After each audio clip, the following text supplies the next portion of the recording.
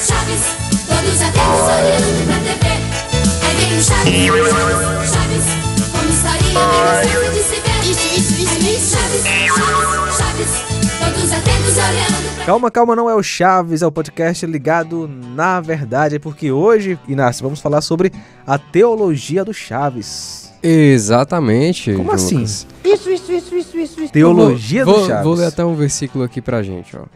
Porque aquele que quiser salvar a sua vida, perdê-la-á. E quem perder a sua vida por amor a mim, achá-la-á. Mateus 16, 25. Mas quem falou isso aí foi o Senhor Jesus. Exato. Porém, parece que o Chaves copiou, não foi? Olha só. Você está cercado, Chaves. É melhor que se renda. Eu prefiro morrer do que perder a vida. Prefiro morrer do que perder a vida. Não tem uma semelhança com esse versículo?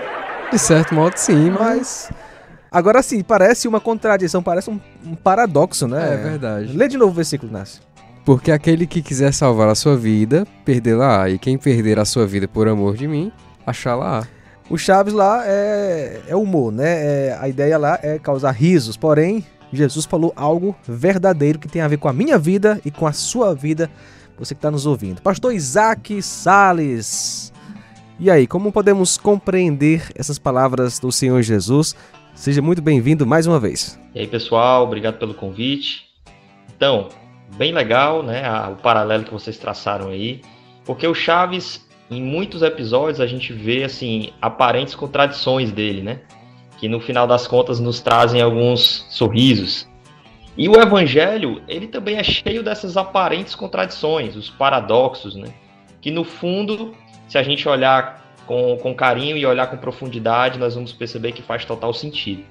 O que Jesus está nos falando aí é que existe uma forma da gente morrer e ainda assim achar a vida de verdade.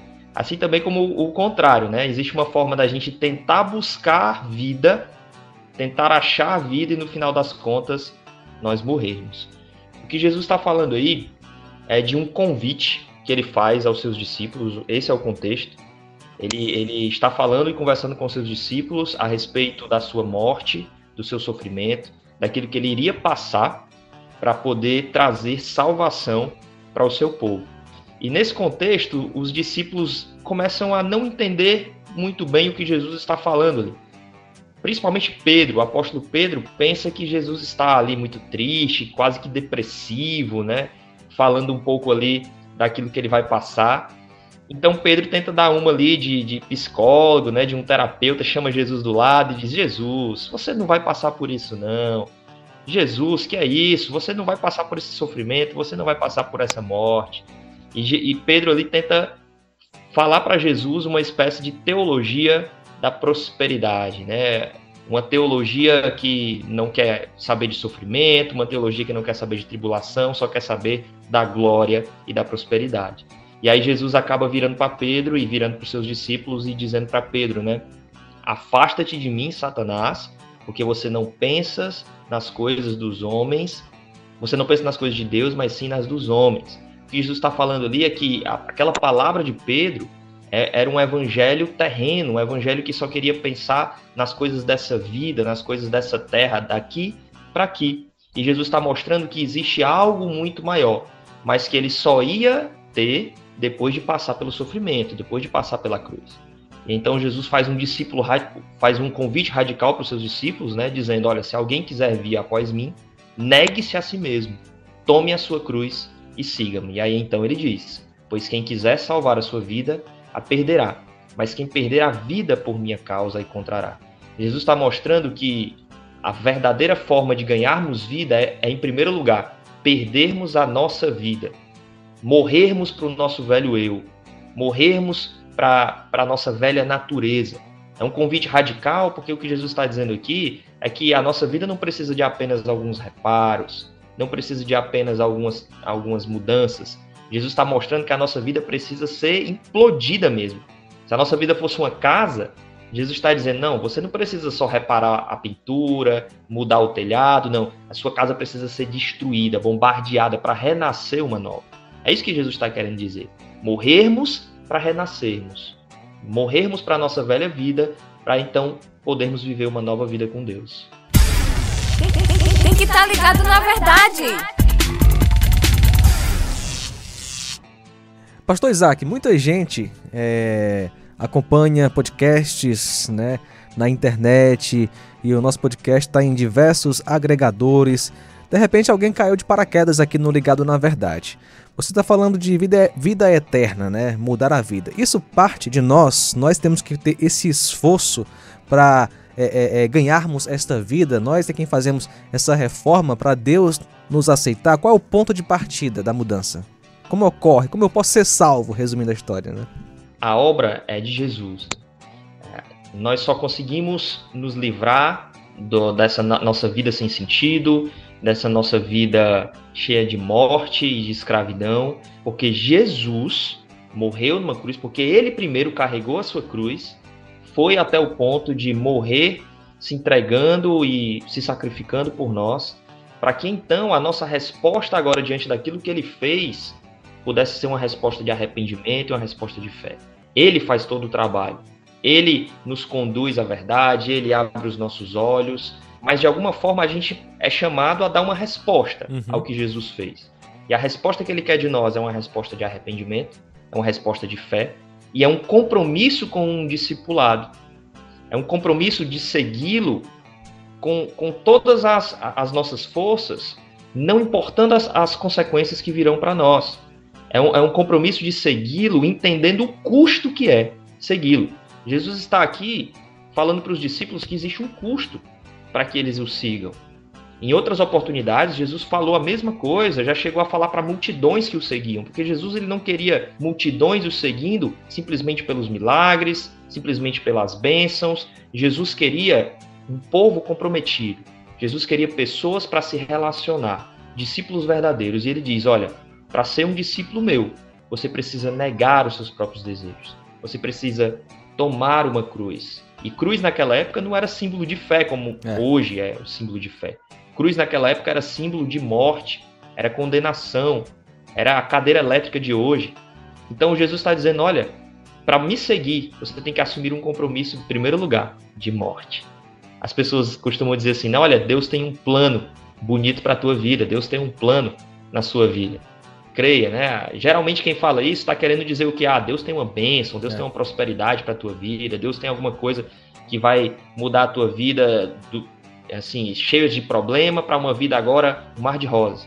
Mas se eu disser para vocês que o convite de Jesus é um convite para que a gente morra, talvez as pessoas achem isso muito duro, mas esse é o discurso de Jesus.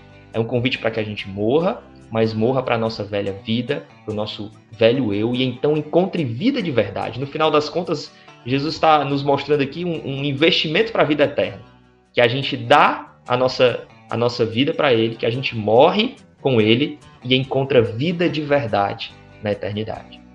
No fim das contas, João, o nosso encontro com Deus é como se fosse um instrumento de morte para a nossa velha natureza, né? Para que algo novo seja construído. Muitas vezes as pessoas apresentam o evangelho como uma espécie de terapia, né? Isso. Como se ele fosse um mero instrumento para melhorar a nossa vida aqui na Terra. Mas o que o evangelho tem é para além dessa vida. Então as pessoas vão dizer, venha para a igreja que a gente resolve sua depressão, que a gente resolve seu problema no casamento. Venha para a igreja que os efeitos da sua rebelião contra Deus serão resolvidos e que Deus tem um grande plano para a sua vida. Mas no final das contas, como eu disse, o grande plano que Deus tem para a nossa vida é acabar com os nossos planos e nossos sonhos. É acabar, de fato, com a nossa vida para construir uma nova. O plano maravilhoso de Deus para a nossa vida é, por exemplo, nos deixar mais triste com o nosso pecado. Porque antes de reconhecer que nós somos pecadores, nós estávamos muito bem com nós mesmos. Vivendo nas nossas festas, nas nossas bebidas, nos nossos prazeres mundanos. Mas Jesus quer nos fazer agora ter uma nova vida. Então, vir para Cristo, como você falou, requer uma mudança radical na nossa vida. A gente não tem como estar com Cristo e viver da mesma forma. Existe uma mudança aí. Então, é diferente você só acompanhar Jesus do que você segui-lo. Uma multidão acompanhava Jesus, mas, de fato, quem seguia Jesus era quem entendeu esse custo aqui do discipulado. É interessante, né? Como a morte de Jesus, ela é algo assim de deixar o coração quebrantado, né? Porque eu já vi um filósofo, foi famoso, dizendo que Jesus, né, deu exemplo ali na cruz, não deu exemplo. Não, ele não deu exemplo, ele morreu para nos resgatar de fato, para nos dar essa nova vida, né?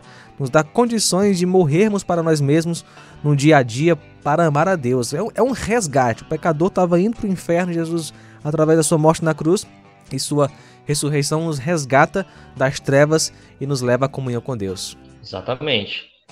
Se fosse só um exemplo, pobres de nós, né? Porque a gente ia estar olhando para um exemplo inalcançável. Exatamente. Mas graças a Deus que não é só um exemplo.